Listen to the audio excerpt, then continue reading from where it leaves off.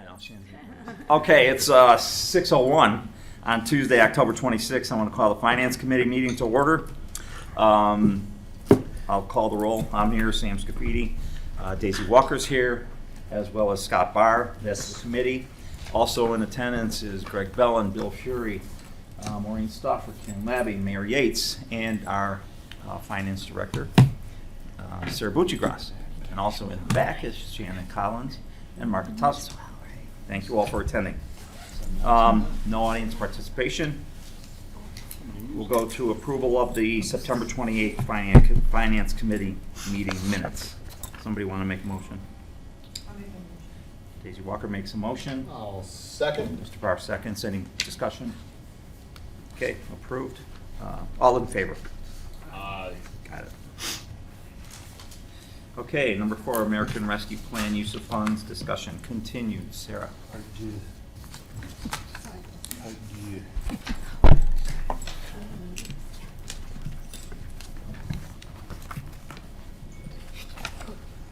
Okay, so you guys all have your packet there in front of you? Yes. Okay. Yes. You have it on your email too, if you want to look at it electronically. So we went over this last month, the prior year relief funding.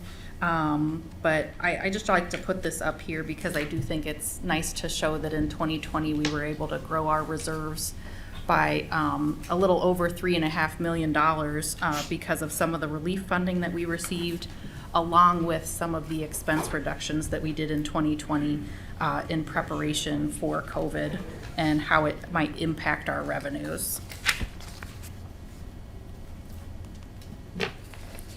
So we have a couple of updates from what we proposed last month based on the feedback that we got. So the first item is we had that $50,000 slated for community outreach last time, and we weren't sure what that program might look like. So what we did was we changed that up, and we'd like to have $25,000 to redo the safety town over outside of the community center. I've talked with Jen Bettinson about it. You know, she's not sure what all she has to get into over there to update it. We just know that it needs updated. If it comes in under that amount, anything left over we'll put towards revenue replacement. Bill. We spoke with Jen also. I thought that was a high number. Sure. And what I didn't understand was it included doing new asphalt on the area. And I guess it not been done in 20 years. So Yeah, it's in really that's bad almost shape. like a mini parking lot then. And, Yeah. But that's I originally had sticker shock on $25,000 for safety town, but I'm working through And that. I know, It's so I'm really part- time. I'm part of Rotary, and I know Rotary has brought that up as a potential project, so there could be some additional support from Rotary for that. It's actually on Parks and Rec's agenda for Thursday evening to discuss stat and resolutions for parks and other community organizations parking. Yeah. So there could be other organizations that get involved in that also. Long and- overdue. Absolutely support. Absolutely. Yeah. And her hope is to get some corporate sponsorships and things. I mean, just because we're setting this money aside doesn't mean she's not going to do her normal protocol to get, you know, as much funding as she can for that project and make it as nice as she can. And like I said, if we end up not needing that amount or the full amount, we will put it towards revenue replacement next year. Nice. Okay. Okay? Yeah, sounds good. So that amount for the Dorridge water line is unchanged. So that's still the same thing. And then the rest of the money would go towards revenue replacement. And then, you know, if we drop down to the bottom of that left-hand piece of the slide, the 2022 regular appropriations would include a premium payment. We did update that a little bit because we had discussed that piece of the premium payment would go towards a vaccine incentive, and there was maybe some discussion about, you know, the fairness of that payment. So we put it all into one amount, $1,500 for full-time employees only. We dropped off the part-time employee eligibility for that because that was more associated with the vaccine incentive. So that amount comes to $262,500 estimated. That's 175 employees, which is probably a few more than we have right now, but I'd rather, score a little higher, and then I can put money back into revenue replacement if it costs us a little less. And then that is approximately 5% of the total relief funds we will have received between 2020 and 2022. The biggest change from what we talked about last month was that we did not talk really at all about what we would do with next year's half of the money, the second $1 million. And as I've been working through the 2022 budget, I'm gonna need about $1 million to support that road program that we'd like to do next year.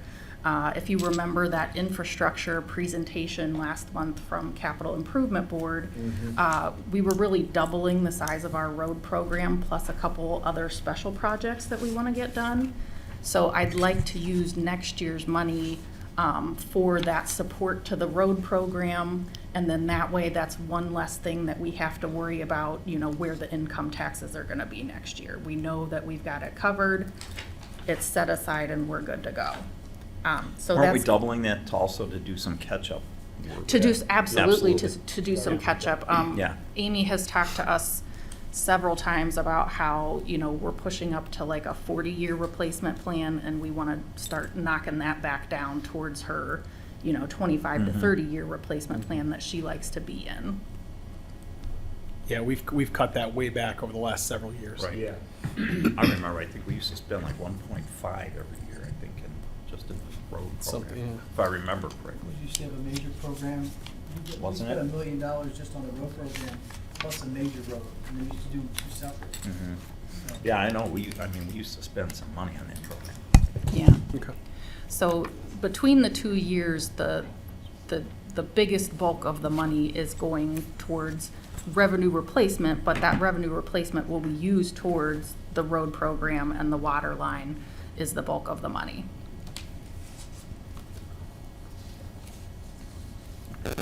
So, Okay. I'm sorry, go ahead. No, I said, okay. Okay, so if there's no further discussion from Finance Committee, I would ask for Finance Committee to do a motion to go ahead and put those uses into the 2022 budget so that I can present that to you all next month at Finance Committee when I have the temporary appropriations ready to go. You want to make a motion to recommend that? Sure. Let me do that right now. Yeah, you want it now? Do it right now. If you're Yeah, okay how with is that. Finance, everybody okay? Daisy? Yeah. Scott? Yeah, Good? so make a motion to adopt the use of funds based on this Butchie Grass presentation this evening.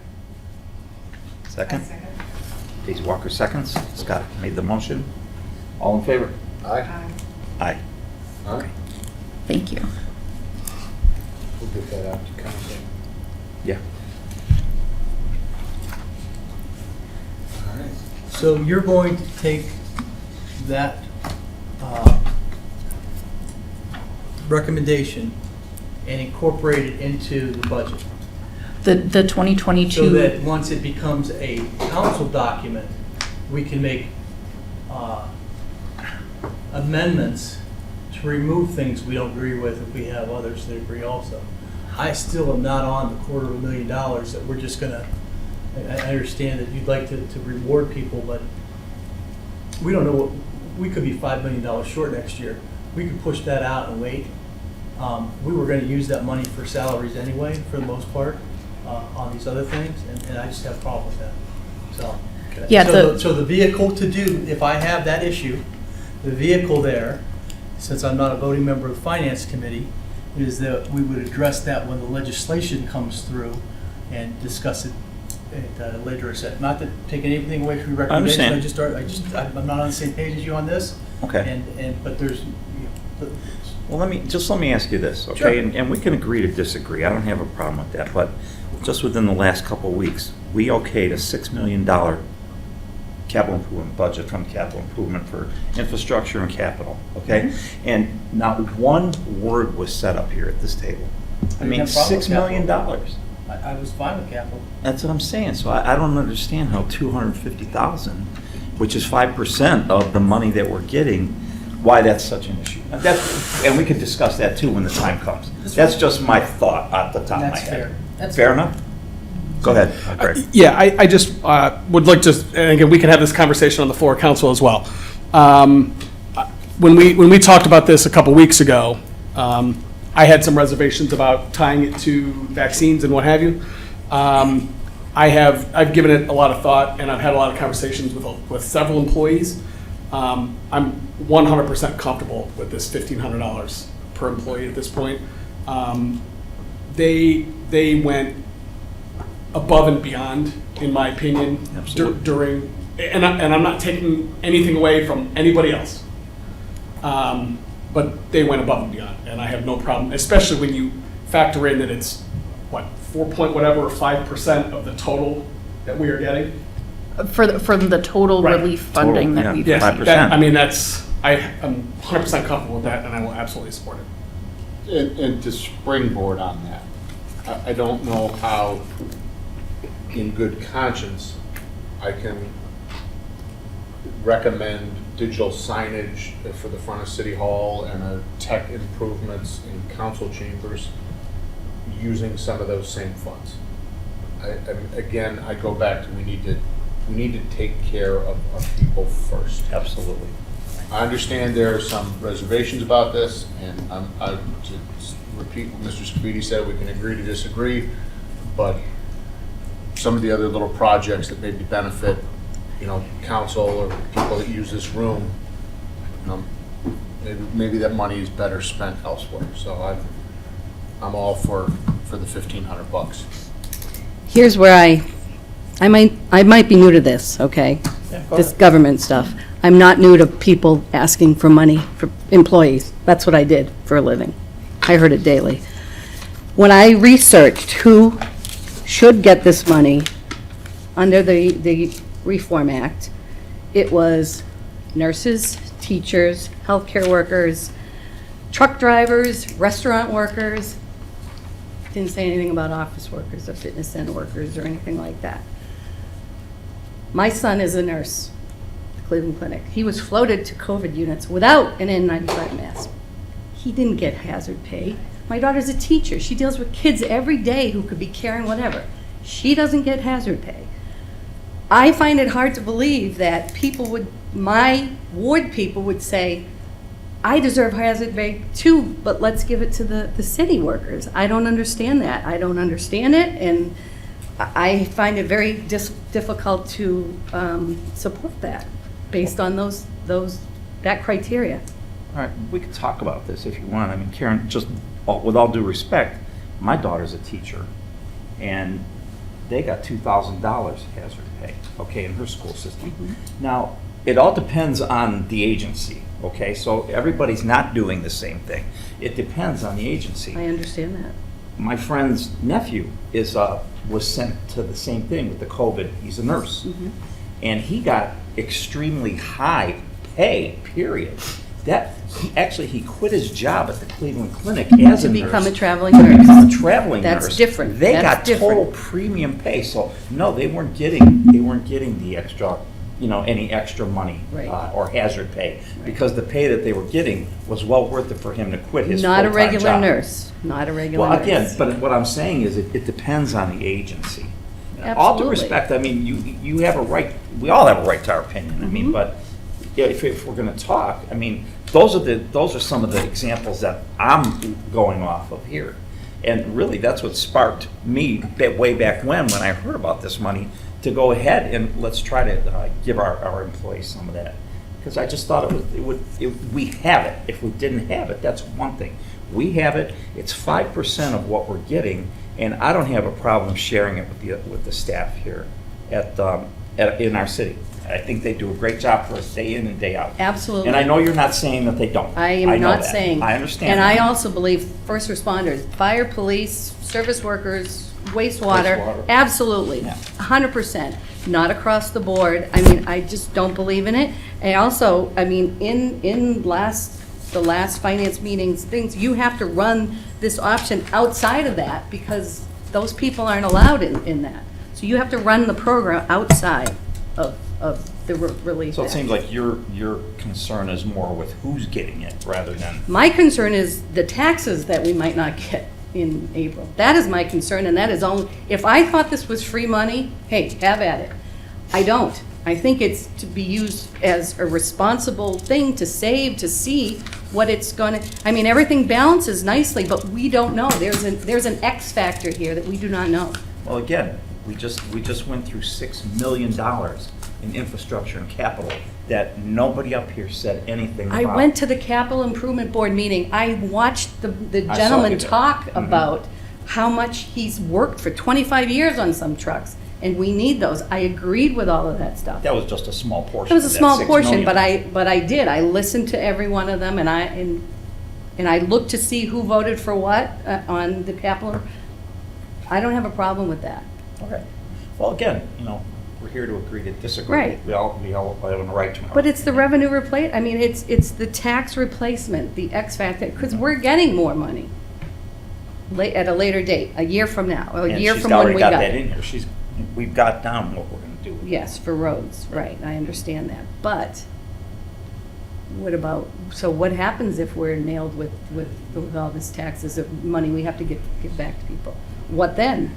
Well, you've got $250,000 that we won't have, but we've got $6 million that we won't have either. So maybe we should have had this conversation then instead of over, and not to make it sound like it's pennies, because it's not, okay? I guess It's I have a not. different view of a capital improvement budget that we've been watching for a long time, you and I, Yeah, versus, this is like a bonus. It's gone. At the end of the day, you might get a thank you, but it's over. The capital improvement, at the end of the day, I still have a truck, I have a road, I have those things. This, wants and needs. This looks like a want, not a need. I think capital things that we pushed out are needs. So I think Well- that that's why I was fine with that, because Yeah. there was nothing on there that I felt was I think when you've got inappropriate. good people making lateral transfers to other departments for better pay and better working conditions and what have you, I'm not aware of that. we'll find out the difference between wants and needs. And again, I'm gonna go back to, we don't need a new digital sign up front. I voted in favor of it, but it's gonna be really hard for me to get on top of that project and support us pushing through with that.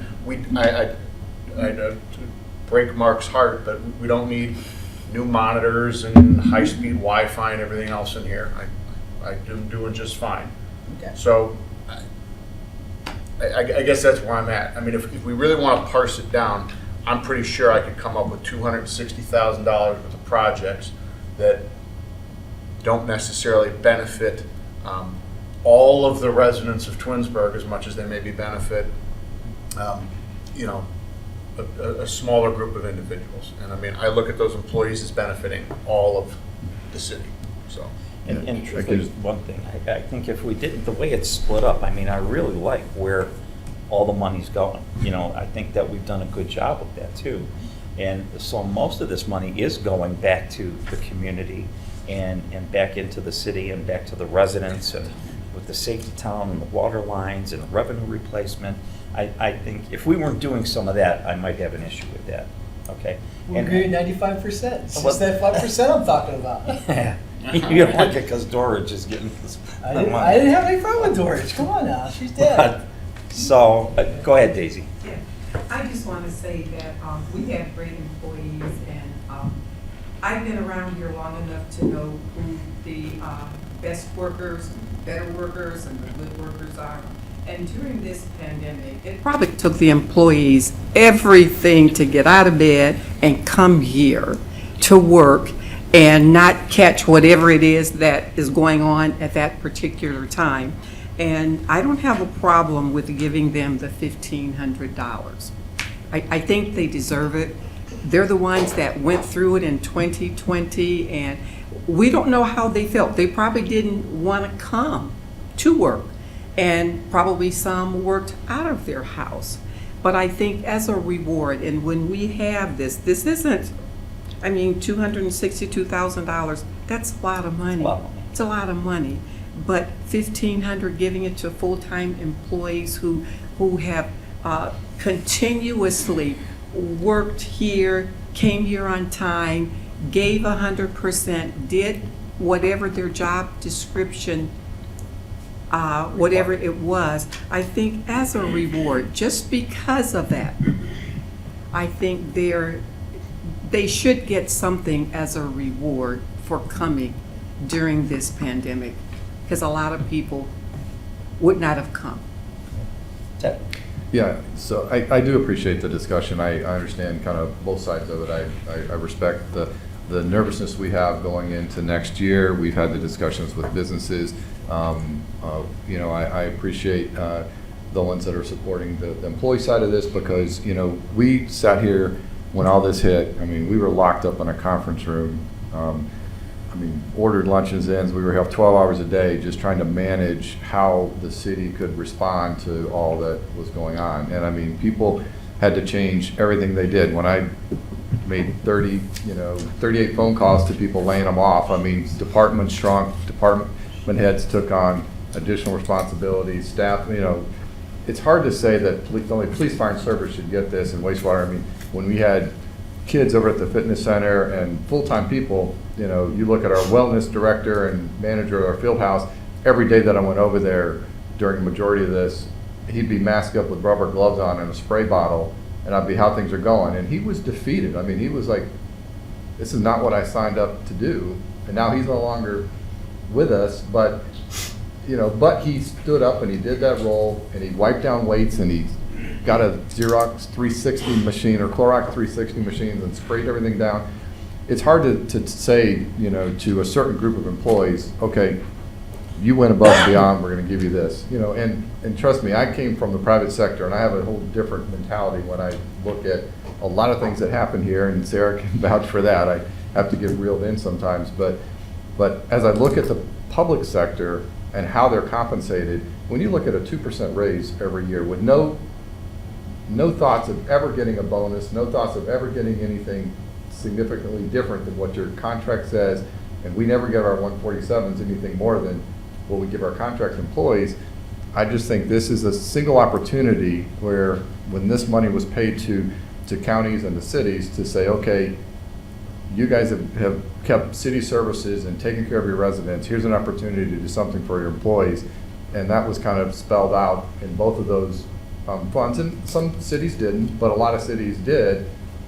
This is something, like I mentioned at the last one, that I just feel strongly about, and I think we ought to do it. I think the percentage we're doing is not unreasonable. I think it's a gesture to our employees, because we do have a lot of really good employees. I mean, I have to look at the business side of things a lot of times, and trust me, everything that you guys have looked at from a dollars and cents and expense standpoint, we've looked at, but things would quickly fall apart if, like Scott said, we start seeing people and our good employees start transferring out of here. Things, you know, you think we get a call from residents now, we get a lot of calls if we start breaking down some of the services we provide. So this is just, in my mind, a small token that we can say to our employees, look, we appreciate you, we want to keep you here, and we thank you for all that, you know, you went through, you know, during those 18 months. And, you know, and some of them aren't here anymore. I mean, again, there's very few departments that operated with less people, you know, all of them did. And they did different things that they've normally done. So I appreciate the support for this. I understand the opposition to it. Again, like we've talked about, we can agree, we can disagree, but, you know, we both come from different sides. But I think we all can respect the fact that, you know, we may have different mindsets on where we're going. So. And this is just for current full-time employees, right? Correct. The presentation last month was current employees in good standing on November 1st of this year. Okay. Okay. All right, anybody else want to say anything? Then we can talk about it when it comes out to council as well. Good? Right, All right, we'll Sarah. have the temporary appropriations will be presented at the next finance committee Okay. meeting.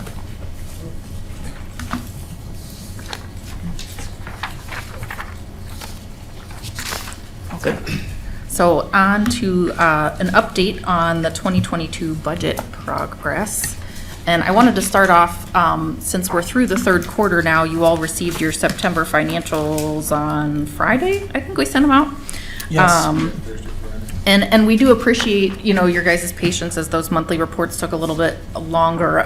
We do have Jennifer back in action, so we're hoping we can come back to that mid-month, report out to you all. She was out 6 months? I'm glad that she's doing well. That was Yeah, that was like, it was probably about 6. yeah, that was a big deal. It Glad was, she's it was a doing well. very big deal, 25-year employee. It was a lot. It was a lot. We're so glad to have her back. So through the third quarter of 2021, a few items of note that I just wanted to point out. Our healthcare expenses are down just under 30% from this time last year, which is $635,000. So that's a huge savings, and that happened because of that switch that we did to the self-insured. We knew that this year we would have, we hoped that this year we would have a very good cost savings so that we could build up some of those savings for when the bad years come. You know, being self-insured, sometimes you're going to have a good year, sometimes you're going to have a bad year. We hope to have more good than bad. So this year we are having a good year, and I think that on the next slide we'll talk a little bit about how we'd like to prepare for bad healthcare expense years. The next one, income tax revenues through October are up 7.5% from last year. We're still down a little bit from 2019, but we have caught up quite a bit. We're down just under 2% from pre-pandemic. Our golf course operating revenues through September are at just under 106% of budgeted revenues. So, we really appreciate all the hard work that those guys and gals have done out there. I'm hoping that when I bring to you the appropriation amendment for the end of the year that we normally do to make sure we're covered everywhere, that we can reduce the subsidy budget that I had for the golf course for this year. So the golf course brought in 1.27 as far through September. Are you looking at the revenue report for I'm September? looking at the statement of cash and expense, so I'm looking at the net revenue on line 2. Is that a Yeah, record? Is so- that the best year we ever had? So that, I believe so. I would have to look back. But usually when they get over $1 million, that's a pretty good year, and I'm not That's sure the golf when. cart revenue as well that we've always been planning on. Yeah, we were over Yeah. $100,000 in the range this year too, so which is, Okay. we were usually That's free- 15,000. That's free money. When we built the new range, we were hoping it'd go from up to 60. Yeah, we flipped were at that. 40 to 50 when we Yeah. built the range. Yeah. The 1.27 number includes the subsidy from the beginning of the year, when we had the winter. The revenues from the course, the operating revenues are 1.14.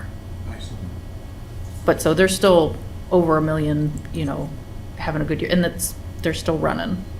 You can still get a tee time, so good news there, and hopefully, like I said, I can reduce that subsidy budget. The fitness center subsidy through September, it still sits at $22,000. So, those water park revenues really carried us through. The water park is closed now, so we'll most likely have to support the fitness center in the fourth quarter. But we have started discussions on what the fitness center might look like in the future. If membership, sort of changes, it might just be one of those industries that it just doesn't look like it did before COVID. A lot of people bought Pelotons and did their thing, and they might not ever come back to a normal gym. So we've started those discussions, and we'll bring that forth. That might be a Parks and Rec Committee discussion with Jen, but we are talking through what the plan is for the fitness center going forward. How much have you transferred over from the general fund to support the fitness center so far this year? That's the $22,000 $22,000. number. That's the lowest number I've ever seen since I've been on council. Well, we had huge cuts It has at the been fitness center. 500,000. It averages 3 to 350. I remember. Yeah, around Yeah, I think 500,000. we cut 4 or 5 full-time jobs, Yeah, and there's a that lot. has continued. We Yeah. still are down. And that's one thing I just want to kind of spot, if you had just kind of a break here for a second. So sure. just to give you a little bit of history, so when I took over, we were with, on a healthcare standpoint, we were with a particular broker. We were running at about 126% of a claims ratio, meaning they were paying out 26% more than we were giving them to the insurance company, so our negotiating rates were horrendous. We made a lot of changes. We switched to a new broker. We started really investing time in educating our employee base, started really helping motivate people to move toward our HSA program, which is a really good program. That went from 126 down to 90, down to 60, down to 50. So that's when I really started focusing in on being self-insured. And we started having those discussions and looking at the analytical part of that. And this is the first year we've made that switch. So we're bracing ourselves a little bit for next year because there's some kind of trailing claims that are still under the old fully insured policy. And we had a shared corridor, but the fully insured policy. But this is a really good number. I mean, 635,000 off of 3 million is a really good number to celebrate. You know, certain things that we pointed out here, the golf course, that's the best number ever to celebrate. The fitness centers, Bill said, that's the lowest number we've ever subsidized. But we have, like I said, and this goes back to kind of what I kind of shared with as we talk about premium pay is we've cut 4 or 5 full-time bodies from the fitness center. We're still maintaining operations, and we're asking them to go above and beyond and do things that they've never normally done. So to not include those employees in this would be really challenging for me to swallow and not fight hard for, because, you know, again, different parts of the city that may not have been directly exposed to COVID were all impacted in one way or another. So these are really big numbers to kind of celebrate, so I wanted to kind of spotlight that before Sarah moved on. Good. Okay. So those things being said, I will have a year-end appropriation amendment. You know, there's always a few line items that we need to up a little bit towards the end of the year to make sure we're covered. But based on those items, plus some of the revenue numbers that have come in a little higher than expected, which is a great thing, I do think the appropriation amendment that I'll be able to bring to you will end in a reduction overall to the budget as opposed to adding to the budget. It's always good. Okay. And that'll probably be, I hope next month, but it might be the first meeting in December. It's just gonna depend on, how quick I get all the information together. Okay. And then, so now that we have the 2021 update, we can talk about the 2022 budget progress. So our debt service, we pay off those 2011 bonds this year. That's $370,000. If you remember back when we were talking about the clubhouse bond, I said we'd have this 1 year where we sort of have a double mortgage payment. We're paying off the land and the house at the same time. Now this year, we're done paying off the land part. That's a gross oversimplification, but you get where I'm going. So next year, we still have the clubhouse bond, but that piece is paid off in December. So then next year, we pay off another bond. We pay off those Darrow Road bonds, which are about $214,000 is our payoff next year.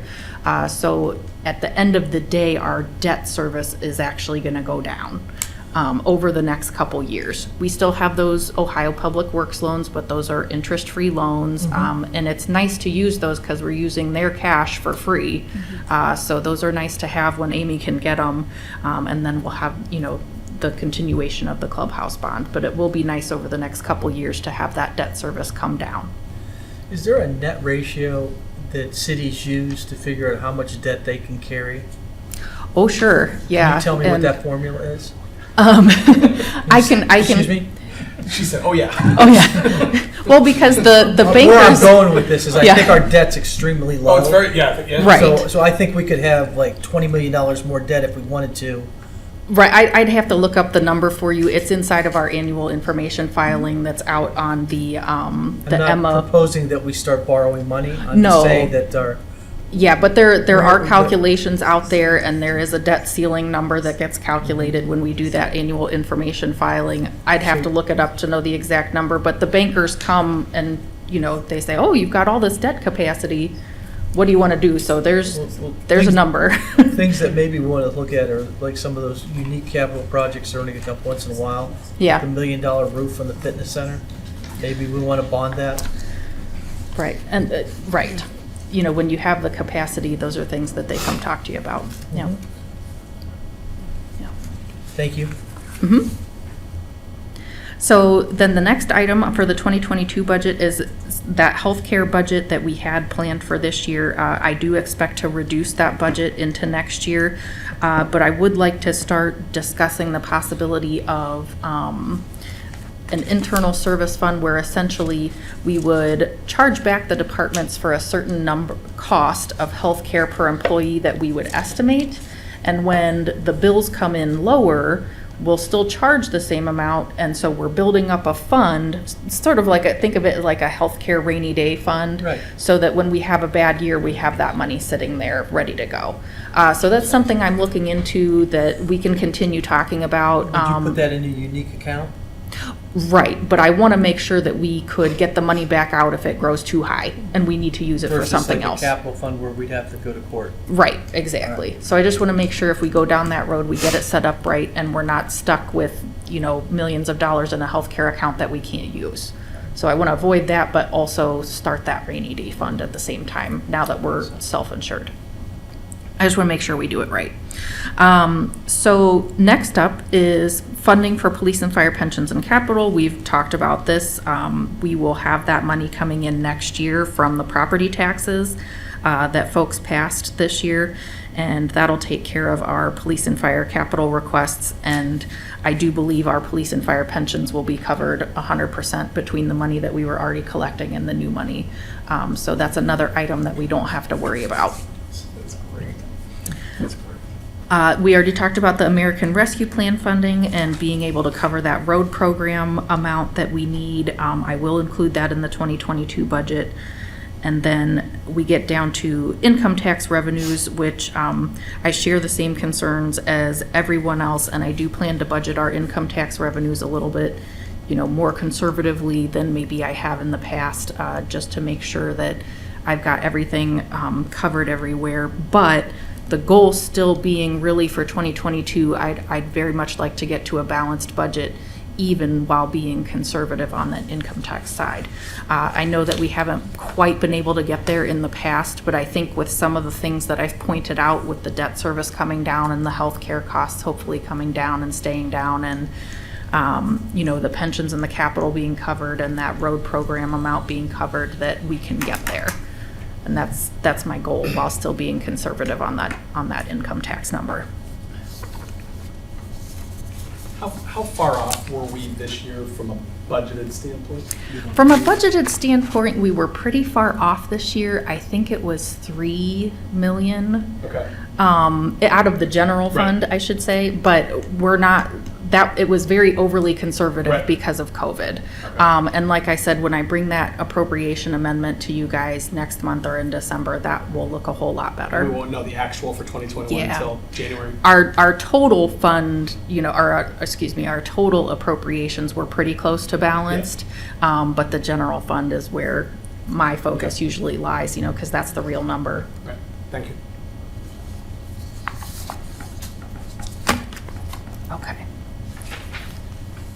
And next up, I just wanted to talk to Finance Committee real quick about the capital and infrastructure requests that we went over at the last meeting, just because I would like some guidance on if you wanted to go ahead and approve those items that were presented, if you wanted to talk through any of the individual items, because to move forward with the 2022 appropriations, temporary appropriations, I would request a motion from Finance to include all of those items for the temporary appropriations, so I can make sure we've got them covered. Any comments? No, I'm all right with this. Easy. No questions, no comments? What about the rest of the council? How do you guys feel? I'm fine with this, in my opinion. Ladies? Pretty good? Nothing's changed. Right. It's, There's two small changes. We already talked about the second med unit for the fire department. Oh. They took off that. Yeah. I have That's on the last I have an extra slide for it, and then we already talked about The that. ups, not the downs. And we already talked about that controls system for IT that will offset the operating budget with Yeah, the that's purchase of that's the an equipment. Overall win, I think that was the takeaway. Over time. Over time. Yeah, but I mean, it's definitely Yep. a good ROI there. so what do Okay. you want from us, Sarah? If we could do a motion to approve the items presented to you by Capital Improvement Board for the 2022 temporary appropriations. Okay, I'll make that motion. Second. Daisy, you second. Scott, any discussion? I'm fine with that. All in favor? Aye. Aye. Okay, thank you. And then I'm skipping an item, comments, questions, but I do have one miscellaneous item, but I'll let you. Okay. But go ahead. Okay. The miscellaneous item is that second med unit. The fire department, we had talked about it last month that they were looking into the feasibility of 2 med units next year instead of 1, and they took off that fire prevention vehicle request from their 2022 capital requests. At this point, what they'd like is sort of a verbal okay from finance committee and/or council to move forward on those 2 med units.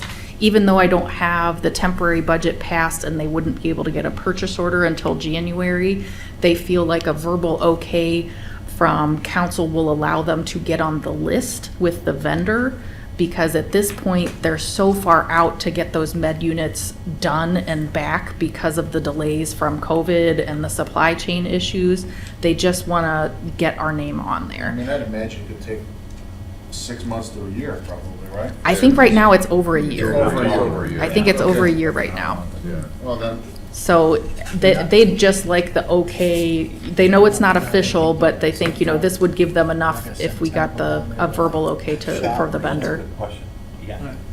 What, do they have a model picked up, or are we gonna send 10 guys down to figure that out with custom wheels again? No, I know that they have a spec committee going. I don't Going believe that where? there's, no, like, happening. Formed. They're not going anywhere. Fair question. it's a fair question. It is. Yeah. No, we're not going down that road again. It was like 10 There's, grand. yeah, no, the spec committee is, to my knowledge, is not traveling anywhere. They're just putting the specs together. They can Zoom meeting the folks in Oshkosh, Wisconsin. Yeah, Okay. yeah. The mayor got the point. Yeah, we get it. We got it get last time, yeah. Yeah. Yeah. It's still puts a smile on my face. What else, Sarah? So finance council is okay with, a verbal okay to move forward with the 2 med units? We're good. How about the rest of council? Everybody good? Okay, Good. Absolutely. Good. thank you so much. That'll help those guys On out. the condition that there's no trip for 10 guys to go Take figure off. out what kind of wheels they want. I will relay the I want that in the message. ordinance. I will relay the message. Talking to Dave. I can make No that mag amendment wheels. on the floor. Oh, boy. Okay, that's all I have for Further than the tonight. best regard. That's it? Yes, that's all I have. Thank I you. have one thing under miscellaneous, and this was just a harebrained idea. I just thought I'd throw out there. Our golf course did so well this year, and then it's getting ready to close eventually. Okay, so everything kind of stops up there. Is it a harebrained idea or a crazy idea to think that maybe we could do some cross-country skiing over there? Oh, somewhere No. Jim Roberts is. It is Rolling. I've talked not. about this with a few times. What do you think of that? Doesn't Grantwood do that? I think we should have a parade of lights. I wanna People ski on the right course past your light up their backyard. houses. That'd be tough, man. You'd have to go up a All couple I know hills to is get there. that What do you Grantwood think? allows you to bring your own food. That I do know, Well, no, that's I been think- Who does? memorial, Grantwood. Oh, they do it there? No, but they allow you to bring your own food. That's been memorialized at the last 2 council Oh, meetings. but who Three. said, somebody said a golf course does cross-country? Which one? I think Grantwood does. I mean, In I'm the pretty sure. past, he has been adamantly against because it could damage the ground. And, I thought about that, but if we staked it out, just on the paths. Well, and if That doesn't say that they can't go Yeah, off. well, and if you wait long enough until the ground is frozen. Yeah. I just thought it'd be a revenue generator I for don't the know. wintertime when the golf course is down. Yeah, typically what. I mean, could you imagine I all did out look, there I did now. look at that. So I think typically how it works is it's not so much a revenue generator for the municipality, it's just more of a It's an amenity. additional amenity. What ends up happening is you end up basically turning over to a company that brings in a shed with all the equipment and the staffing to rent out the ski equipment and that So kind of actually, then we stuff. don't get anything out of it, everything goes to them. There's very, Well, we rent the course to them though. I don't know the cost. I can't believe there's a ton of money in it, so, it just depends on the weighing the fact of. I don't know. I think you're probably weighing the fact of, do we want to offer this amenity for, or not, and, versus a risk to the course and that kind of stuff. Well, But- does anybody think it'd be worth looking into at least? Yeah, I mean, I was gonna say, years ago, we have when Jen I take a first look came at here, it? I did look. I just looked sent a into it, but text I'll to see Rich if I can Conklin, find who it. runs the Solon program, so let me see what he says. Oh, there you go. Get your eye. I don't think it would be bad to look into. The only thing that I can think of off the top of my head is how do they do the staffing to make sure there's someone there to collect the fee? Well, that's, I mean. Yeah, That's I a just- third party. I just don't know Bare bones how. ground, ground level for me. Yeah, I mean, I I just don't- thought about it, but, we'd have to really look into it to see Yeah. if and how it works. I didn't know Solon does it. So I think maybe we can Brentwood talk does to it. them I'm pretty Yeah. sure, but- and see how they do it and what it does for theirs. Okay. That's all. Anybody else have any ideas? I like snowmobiling, You like snowmobiling? but I don't think Jim will go for that. Why don't you put snow tires on your golf cart? and you can- Done. Fly through there. No. Okay, if nobody else has any miscellaneous, I'm good. okay. Finances adjourned, the next meeting will be the 23rd of November. Wonderful. Okay. Caucus.